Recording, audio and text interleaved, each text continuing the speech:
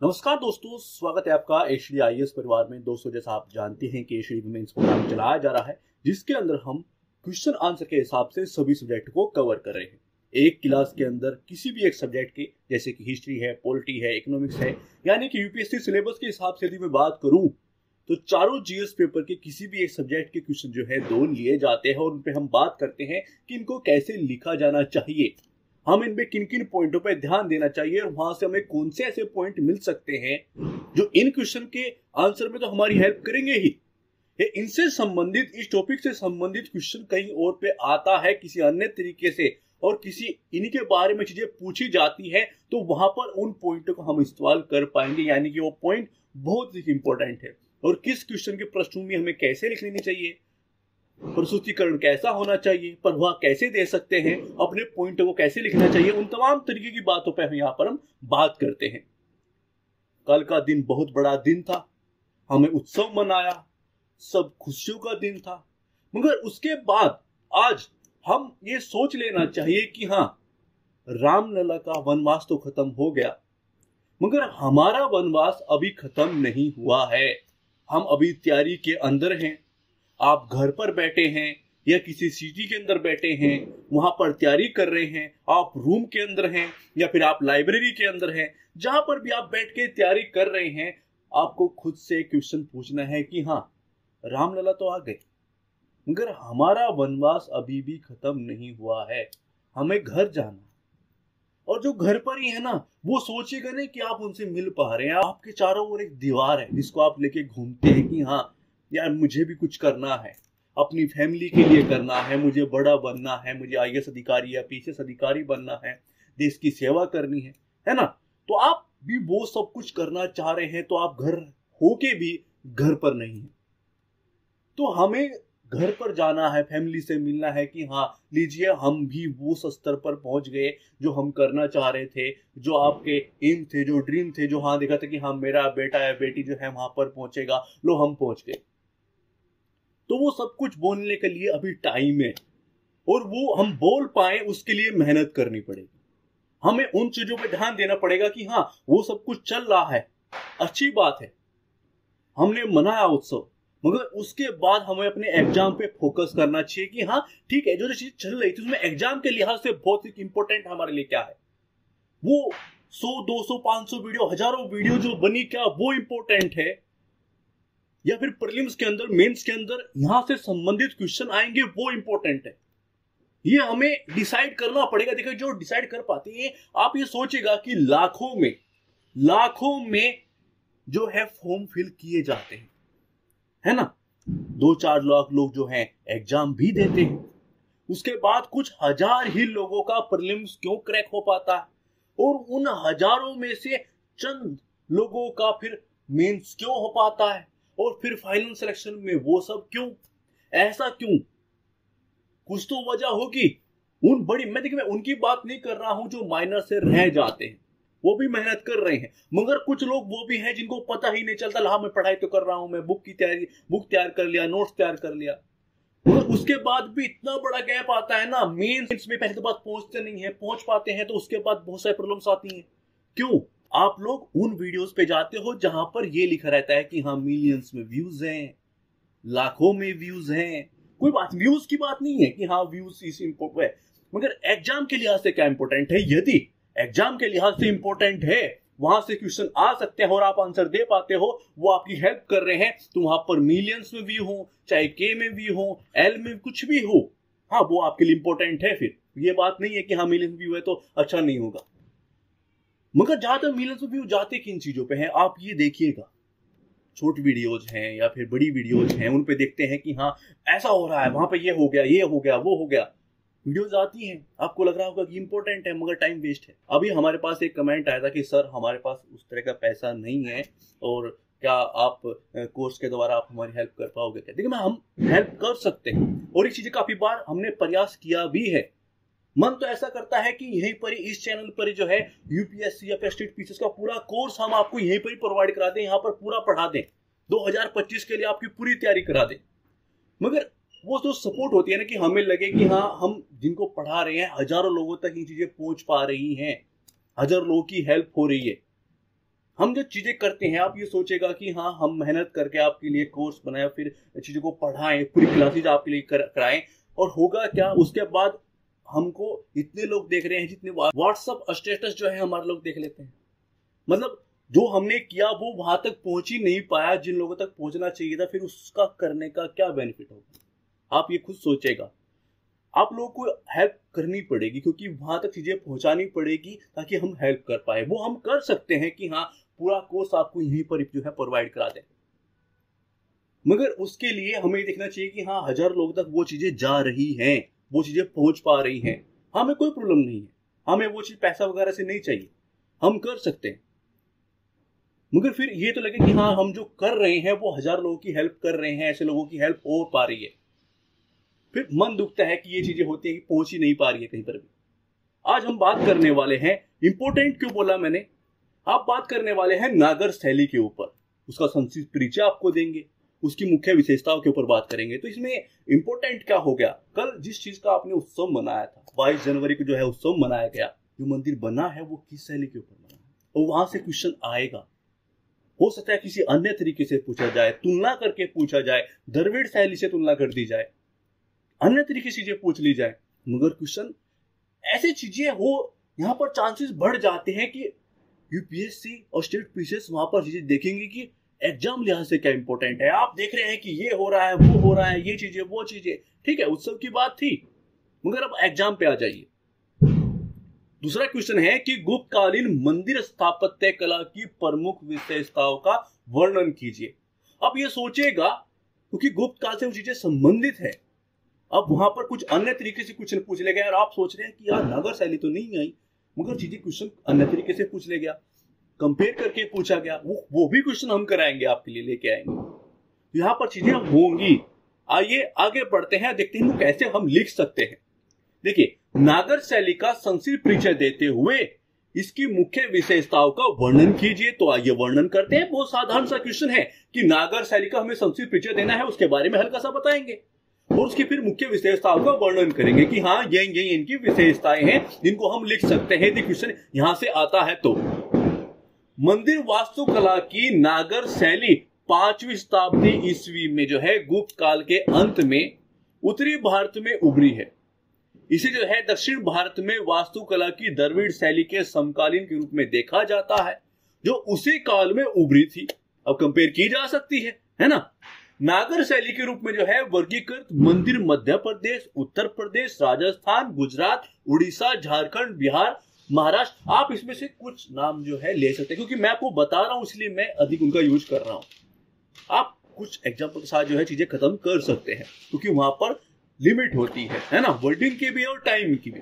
आंध्र प्रदेश, पश्चिम बंगाल में पाए जाते हैं। उप शैली की बात करें तो जो है उड़ी है, चंदेल है, सोलंकी है ना। तो हमने इसके बारे में नॉर्मल बात कर ली कि ये क्या चीज। अब बात करते हैं इसकी विशेषताओं की, कि जब हम विशेषताएं बताएं तो कौन कौन से पॉइंटों का इस्तेमाल कर सकते हैं और कैसे बता सकते हैं। देखिए, मंदिरों में आमतौर पर निर्माण की जो है पंचायतन शैली का पालन किया है। नागर शैली में शिखर अपनी ऊंचाई के क्रम में जो है ऊपर की ओर क्रम से पतला होता जाता है। मंदिर में सभा भवन, प्रदक्षिणा पथ भी होता था।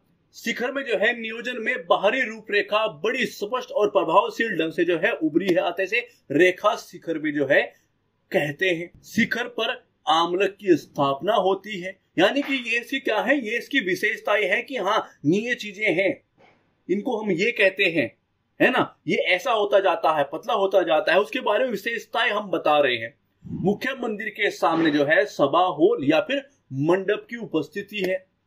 गर्भगृह के बाहर गंगा यमुना नदी की देवी की जो है छवियों की उपस्थिति है। मंदिर वास्तुकला की द्रविड़ शैली के विपरीत मंदिर परिसर में कोई पानी की टंकी या फिर जलाशय मौजूद नहीं है। ठीक है, तो यहाँ पर आप हल्का हल्का सा कंपेयर सिस्टम भी देख रहे हैं कि हाँ जैसा वहां पर है यहाँ पर ऐसा नहीं है। ठीक है, मैं आपको प्रॉपर एक वीडियो भी उपलब्ध कराऊंगा, क्लास जो है आएगी कि हाँ नागर शैली और द्रविड़ शैली में जो है क्या अंतर है, तो उसके बारे में हम बात करेंगे। हो सकता है क्वेश्चन प्रीलिम्स के अंदर कुछ इस तरह से पूछ ले जाए, निम्न में से जो है कौन स्पष्ट करता है कि नागर शैली और द्रविड़ शैली में क्या अंतर है, यह जो उसके बारे में अंतर को जो है संबंध को स्पष्ट करता है। वो कौन सा जो है कथन है, वो कौन सा विकल्प है। और अन्य तरीके से भी क्वेश्चन आ सकता है कि बताइए कि इनमें से कौन कौन से अंतर जो है ना। तो बहुत सारी तरीके की चीजें हो सकती हैं, पूछी जा सकती हैं। तो हमें चीजों के बारे में वहां पर फोकस करना चाहिए कि हाँ, हमने उत्सव अब बना लिया है, अब हम किस ओर जाते हैं, अब जाते हैं अपने एग्जाम की ओर, क्योंकि हमारा भी वनवास खत्म होना जरूरी है। ठीक है, आगे बढ़ते हैं। मंदिर वास्तुकला की द्रविड़ शैली के विपरीत जो है, वहां पर जैसे कि वहां पर जलाशय पाए जाते हैं तो यहाँ पर जलाशय नहीं होते हैं। मंदिर आमतौर पर जो है ऊंचे चबूतरे पर बनाए जाते हैं। ठीक है, तो इसके बारे में हम बात कर रहे हैं। इसके शिखर के बारे में बात करूं तो लैटिना या रेखा पश्चात उनका आधार वर्गाकार था और दीवारें जो है ऊपर की ओर एक बिंदु की ओर मुड़ी हुई थी। हमशाना उनका जो है आधार व्यापक था और लैटिन की तुलना में जो है ऊंचाई में छोटा था। वे एक सीधी रेखा में ऊपर की ओर झुकते हैं। वल्लभी की बात करूं तो उनके पास एक आयताकार आधार था जिसकी छत जो है गुंबदाकार कक्षों के रूप में थी। उन्हें जो है वैगन वाल्टेड रूप भी कहा जाता था। शिखर का जो है ऊर्ध्वाधर शिरा एक क्षैतिज फ्लेवर डिस्क में समाप्त होता है, जिससे जो है अम्लक के नाम से जाना जाता है। उसके ऊपर एक गोलाकार आकृति रखी गई थी जिसे जो है कलश कहा जाता था। ठीक है, कहां पर क्या रखा जा रहा है, उसकी जो है विशेषताओं के बारे में हम बात कर रहे हैं, उसकी शिखर के बारे में बात कर रहे हैं कि हाँ, ऐसे ऐसे जो है 3 प्रकार के जो है शिखर हैं, इनके बारे में हम आमतौर पर देखते हैं। उन पे ऐसी ऐसी चीजें हैं जिनको ये वहां पर इस तरह की चीजें रखी जाती है और उसको हम कलश बोलते हैं, ये कहते हैं, ये जो इंपॉर्टेंट होती है। ठीक है, मंदिर के अंदर जो है, क्योंकि आपको वहां पर लिखना पड़ेगा, मैं आपको बता रहा हूं, वहां पर आपको ये चीजें बतानी पड़ेगी कि हाँ, ये चीजें हैं, ऐसे ऐसे इंपॉर्टेंट है, ये जो है ये पॉइंट है हमारे। हम विशेषता के बारे में बात कर रहे हैं, हम उनके शिखर के बारे में बात कर रहे हैं। मंदिर के अंदर जो है दीवार को 3 ऊर्ध्वाधर विमानों में विभाजित जो है किया गया था, जिन्हें जो है रथ कहा जाता है। इन्हें त्रिरथ मंदिर के नाम से जाना जाता है। बाद में पंचरथ, सप्तरथ, यहां तक कि जो है नवरथ मंदिर भी जो है अस्तित्व में आए। कथात्मक मूर्तियां बनाने के लिए जो है ऊर्ध्वाधर विमानों का उपयोग विभिन्न पैनलों के रूप में किया गया था। द्रविड़ शैली के विपरीत जो है मंदिर परिसर में विस्तृत 4 दीवारी या प्रवेश द्वार नहीं थे। यहाँ पर हल्का हल्का जो है हम पॉइंट डाल रहे हैं उस चीज के कि हाँ, द्रविड़ शैली के अंदर ये चीजें हैं, मगर इसके विपरीत यहाँ पर ये चीज तरह की चीजें हैं। मैं प्रॉपर एक क्लास में आपको बताऊंगा कि इसमें और उसमें क्या अंतर है, उस चीज के ऊपर भी वहां पर ये लेके आएंगे ताकि वो चीजें क्लियर हो सके और ये क्वेश्चन पूछा जाता है तो आप वो सब पॉइंट दे सके कि हाँ, इनमें ये डिफरेंस है, चाहे वो फिर प्रीलिम्स के अंदर पूछा जाए या फिर मेंस के अंदर पूछा जाए। ठीक है, अब बात करते हैं कि लास्ट में हम क्या लिख सकते हैं, 1 लाइन के अंदर, 2 लाइन के अंदर, इस तरह के क्वेश्चन, क्योंकि फैक्चुअल के टाइप के क्वेश्चन होते हैं। सीधा आपको आप में जो है अन्य तरीके काम करने की वहां पर गुंजाइश नहीं होती है। आपको सीधी बातें बोलनी होती है कि हाँ, विशेषता है, मगर किस चीज की विशेषता है? पर्टिकुलर कोई स्थापत्य कला है, मंदिर है ना, तो उस कला के बारे में आप बात कर रहे हैं कि उसकी विशेषता ये ऐसा है। जब आप उसके बारे में बात कर रहे हैं तो एक फैक्चुअल चीजें, तथ्य बताए जाते हैं कि हाँ, ऐसा है तो पर्टिकुलर ऐसा ही रहेगा, है ना। तो लास्ट में आप 1 या 2 लाइन ऐड कर सकते हैं, वो हम ऐसे कर सकते हैं। देखिए, कोणार्क मंदिर जो कि उड़ीसा में सूर्य मंदिर, पुरी में जगन्नाथ मंदिर, भुवनेश्वर में जो है लिंगराज मंदिर आदि मंदिर जो है वास्तुकला की नागर शैली के बेहतरीन नमूने हैं जो लोगों को ध्यान आकर्षित करते हैं।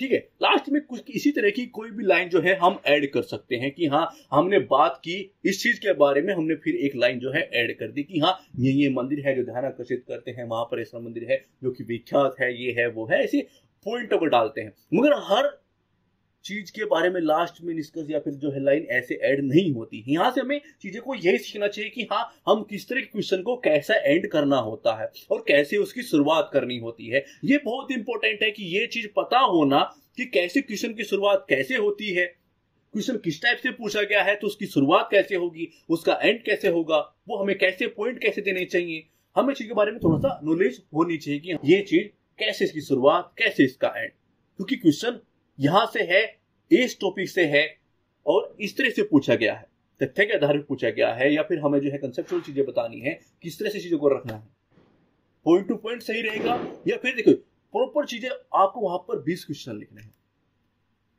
तो सारे क्वेश्चन पॉइंट टू पॉइंट, ऐसा भी चीजें नहीं है बीच में 1-2 क्वेश्चन जो है आप पैराग्राफ पे चीजें लिख सकते हैं, बीच बीच में चीजें हो सकते हैं कि और प्रॉपर चीजें पॉइंट टू पॉइंट भी नहीं, ऐसा भी हो सकता है कि बीच में आप एक मतलब पहले लिख दें बाकी जब पॉइंट लिख दें, ताकि प्रवाह अच्छा बनता है, आंसर अच्छा बनता है।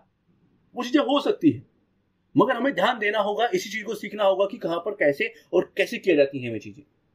वो सब हम यहाँ पर आपको बता रहे हैं। अगले क्वेश्चन के बारे में बात करूं तो गुप्त कालीन मंदिर स्थापत्य कला की प्रमुख विशेषताओं का वर्णन कीजिए। सीधा डायरेक्ट क्वेश्चन है, बिल्कुल सिंपल क्वेश्चन है, और सिंपल क्वेश्चन से हमें जल्दी समझ में चीजें आती हैं कि हाँ इसको ऐसे लिख लेना चाहिए। जब घुमा फिरा के जो क्वेश्चन आते हैं वो थोड़ा सा और हार्ड हो जाते हैं। पहले उनको समझते हैं कि वो एक्चुअल में हमसे क्या जानना चाहता है और उसके अंदर कितने भाग हैं, हमें चीजों को किस अनुपात में लिखना है।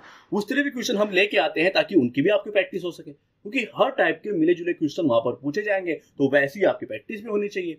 तो आइए शुरुआत करते हैं। देखिए, प्राचीन भारत में गुप्त युग को भारत का स्वर्ण युग कहा जाता है। ठीक है, क्योंकि गुप्त काल के दौरान जो है भारतीयों ने कला, विज्ञान, साहित्य के क्षेत्र में नई उपलब्धियां हासिल की।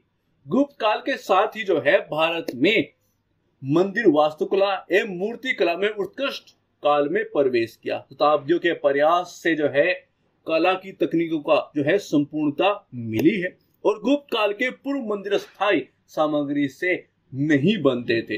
ईंट, पत्थर जैसी जो है अस्थायी सामग्रियों पर मंदिरों का निर्माण इसी काल की घटना है। तो उसके बारे में हम बात कर रहे हैं, क्योंकि हम किसके बारे में बात कर रहे हैं, गुप्त कालीन मंदिर स्थापत्य कला के बारे में हम बात कर रहे हैं, और उसी की विशेषताओं के बारे में बात करने वाले हैं। तो हमें उस चीज के बारे में कि हाँ इस टाइम पीरियड पे क्यों चीजें हो जाती हैं, वो एक पीक पॉइंट पे चली गई थी, इसलिए उसको क्या बोलते हैं, स्वर्ण युग जो है वो बोलते हैं। उसके अंदर क्या क्या चीजें हुई हैं, कैसे वो हल्का सा डिफरेंस की हाँ करंट टाइम पे चीजें होती हैं, और ये जो चीजें विकसित होनी स्टार्ट हुई हैं ये इसी काल की घटना है, उसके बारे में हमने चीजों को बताया। अब इसकी विशेषता के बारे में बात करें कि हाँ क्या क्या विशेषताएं हैं, इस टाइम पीरियड के बारे में बात करेंगे। गुप्त कालीन मंदिरों को जो है ऊंचे चबूतरों पर बनाया जाता था, जिनमें ईंट, पत्थर जैसी जो है अस्थायी सामग्रियों का प्रयोग किया जाता था, क्योंकि फ्रंट इससे पहले टाइम पीरियड पे वो चीजें नहीं हो पा रही थी, है ना। तो वो चीज हमें बताया कि हाँ वो कैसे विशेष है, ये टाइम पीरियड कैसे विशेष है ना, वो बताएं, क्योंकि उसी टाइम पीरियड की हम बात कर रहे हैं। आरंभिक गुप्तकालीन मंदिरों में जो है शिखर नहीं मिलते हैं। इस काल में जो है मंदिरों का निर्माण ऊंचे चबूतरों पर जो है किया जाता था। चारों ओर जो है क्या होती थी, सीढ़ियां बनी होती थी, और मंदिरों की जो छत जो है वो सपाट होती थी। गुप्तकालीन मंदिरों का जो है गर्भगृह काफी जो है वो साधारण होता था, और उसी के अंदर जो है देवता स्थापित किए जाते थे। आरंभिक गुप्त मंदिरों में जो है अलंकरण नहीं मिलता है, लेकिन बाद में जो है स्तंभों और मंदिरों के दीवारों के बाहरी भागों में जो है चौखट आदि पर मूर्तियों द्वारा अलंकरण किया गया। देखिए, पहले जो चीजें स्टार्ट होती हैं वो सिंपल स्टार्ट होती है, बाद में चीजें जैसे जैसे विकसित होती हैं, जैसे जैसे समझ में आना स्टार्ट होता है कि हाँ ऐसा भी करते हैं, चीजें सीखते चले जाते हैं, और फिर ये चीजें होनी स्टार्ट हो जाती है। भीतर गांव में स्थित विष्णु मंदिर जो है नकाशीदार है ना, क्योंकि वो बाहर के टाइम पीरियड की बात हो रही है। आगे बात करते हैं कुछ अन्य विशेषताओं पर। गुप्तकालीन मंदिरों के प्रवेश द्वार जो है मकर वाहिनी, गंगा, यमुना, शंख जो है पदे की आकृतियां बनी है। गुप्तकालीन मंदिर कला का जो है सर्वोत्तम उदाहरण देवगढ़ दशावतार मंदिर है, जिसमें गुप्त स्थापत्य कला अपनी जो है परिपक्व अवस्था में नजर आती है। कि ये लास्ट टाइम पीरियड की बात है जब चीजें हमने विकसित कर ली थी, बहुत सारी चीजें हम सीख गए थे और हम पीक पर थे, तब हमने इस मंदिर का निर्माण किया था, तो वो वहां चीजें नजर आती है। ऐसे मंदिरों को हम देखते हुए बता सकते हैं कि कौन पहले है, कौन भी। हाँ यहाँ पर सिंपल चीजें हैं, तो हमने ये चीजें समझ में आई कि हाँ ये चीजें हम ऐसे कर सकते हैं। फिर हमें कुछ अन्य चीजें सीखी, तो फिर वहां पर जब हमने अगले मंदिर का निर्माण किया तो वहां पर उस चीज का इस्तेमाल किया। फिर आगे जो मंदिर का निर्माण किया, फिर हमने वहां पर वो चीजें हमने सीखी थी कि हाँ ऐसा भी किया जा सकता है, ये भी चीजें हो सकती हैं, तो फिर उसका यूज वहां पर हुआ। तो ऐसे चीजें हो रही है ना। और उसके बारे में हम बात कर रहे हैं। यह मंदिर जो है सुंदर मूर्तियां, उड़ते हुए पक्षी, पवित्र वृक्ष, है ना, स्वास्तिक एवं फूल पत्तियों द्वारा जो है अंकित है, कि यहाँ पर सब चीजें बनाई गई हैं। जैसे हमने अभी कल भव्य मंदिर देखा, उसका बहुत टाइम पीरियड से देख रहे हैं, मगर कल बहुत टाइम पीरियड के दौरान जो है चीजें हो वहां पर हुई हैं, उत्सव मनाया गया है, तो वो सब हमने भी देखा है। तो कैसे चीजें दी, आपने ध्यान दिया होगा कि अंकन किया जा रहा है नागर शैली के अंदर, समझ रहे हो ना। तो हमें उस चीज पर फोकस करना चाहिए कि हाँ देखिए गर्भगृह है ना, यहाँ पर चीजें हो रही है, इसके चारों ओर वही सब चीजें हैं, प्रॉपर नागर शैली है ना, समझ रहे हो। तो वो सब चीजें किसने इसको विकास किया है, क्या इसके बारे में चीजें हैं। तो वो सब चीजें कि हाँ हमारे लिए क्या इंपॉर्टेंट है, इसको हमें क्या समझना चाहिए। जो हम देख रहे हैं ऐसे बैठे हुए कि जब हमारे प्रधानमंत्री जो है वहां पर हैं, तो हम मंदिर को देख रहे हैं कि देखिए ये नागर शैली का ये पॉइंट है, ये तिलंकन है, ये चीजें ये है ना। वहां पर हमें ऐसे बात करनी चाहिए कि देखिए जब नागर शैली के बारे में पढ़ते हैं, देखिए ये जो पॉइंट है ना, इनको ये बोलते हैं। तो वो सब ऐसे कि हाँ हम देख रहे हैं, उत्सव भी मना रहे हैं, मगर वो भी चीजें हमारे दिमाग में चल रही है। आप कुछ तो अलग होगे ना, आपका नजरिया देखने का थोड़ा सा डिफरेंट होना चाहिए। और अब चीजें हो चुकी हैं तो बिल्कुल उस चीज के अंदर आ जाए, क्योंकि एग्जाम भी है। आगे बात करते हैं। गुप्तकालीन मंदिरों की जो है विषय वस्तु रामायण महाभारत पुराणों से जो है ली गई। इस काल के प्रमुख मंदिर जो है तिगवा विष्णु मंदिर जो जबलपुर मध्य प्रदेश में है, भूमरा का शिव मंदिर जो नागौद मध्य प्रदेश में है, नचना कुठार का पार्वती मंदिर जो कि मध्य प्रदेश में है, देवगढ़ का दशावतार मंदिर जो कि झांसी यानी कि उत्तर प्रदेश में, ईंटों से निर्मित जो है भीतर गांव का लक्ष्मण मंदिर जो कि कानपुर यानी कि उत्तर प्रदेश के अंदर है। तो उसके बारे में बात कर दी। कुछ जो है प्रमुख मंदिरों के बारे में हमने बात कर ली कि हाँ ये देखिए ये इनका चीजें यहाँ पर है। उत्तर की ओर नागर शैली है, बीच में मेसर भी है, नीचे द्रविड़ भी है। उनमें हम अंतर के बारे में बात करेंगे अगली क्लास के अंदर, ठीक है। तो प्लीज वीडियो को शेयर कीजिए ताकि अन्य लोगों की हेल्प हो सके, वहां तक चीजें जाएंगी। आपका रिस्पॉन्स, क्योंकि हम चीजें देखते हैं ना, जो भी चीजें हम चलाते हैं तो उसके अंदर रिस्पॉन्स किस तरह का मिलता है, क्योंकि ये गलत नहीं है। ये बात मैं बिल्कुल जो है सोच समझ के बोल रहा हूं कि हम जो भी चीजें करते हैं और बहुत सारे लोग करते हैं, रिस्पॉन्स इस तरह का मिलता है कि अच्छा चीजें कि हाँ देखिए ये घटना हो गई, और हमें इंटरेस्ट आता है कि हाँ देखता हूँ क्या हुआ चीजें हैं, ये ऐसी क्या चीजें हैं। और उसके अंदर हम टाइम वेस्ट करते जाते हैं। आपको लगता है कि यार मैंने 1 घंटा ही तो दिया, मुझे थोड़ा सा टाइम ही तो दिया, मगर किया क्या है, टाइम वेस्ट कर दिया। और फिर उसमें इंटरेस्ट बढ़ने लगता है कि ये भी चीज चेक कर लेता हूँ, ये भी चीजें चेक कर लेता हूँ। पढ़ती तो रहा हूं, मगर क्या रियल में आप पढ़ाई कर रहे हैं? नहीं। आप उसी से संबंधित, जिस टॉपिक से आपने संबंधित वीडियो देखी है उस तरीके की आप एक पॉइंट नहीं लिख पाओगे। ये भी रियलिटी है और आपको समझना पड़ेगा। नहीं समझोगे तो फिर जिस चीज की भी आप तैयारी कर रहे हो, आप यूपीएससी की या स्टेट पीसीएस की, वो आपको अच्छे से समझाएंगे घर पर बैठा कर। आपका वनवास पूरी उम्र का कर। ये रियलिटी है। तो प्लीज जागिए, और यदि आप चाहते हैं कि हाँ वो सब स्तर पे चीजें हम कर पाए तो प्लीज वो आप ही कर सकते हैं। और यदि आप चाहते हैं कि हम वो सब आपके लिए लेके आए, चीजें करें और ये 2025 में सब कुछ कर दें, देखिए हम बहुत बार बोला है वो चीजें नहीं हो पाई हैं। उस तरह की चीजें पे शायद इंटरेस्ट नहीं होगा कि हमें नहीं करनी है वो चीजें, हमें नहीं अपना वनवास खत्म करना है, तो उसमें कोई वो नहीं है। तो प्लीज यदि आप चाहते हैं तो वीडियो को शेयर करें, और उस स्तर पर चीजें जाएंगी तो फिर हम वो लेके भी आएंगे। Thanks for watching. जय हिंद, जय सिया राम।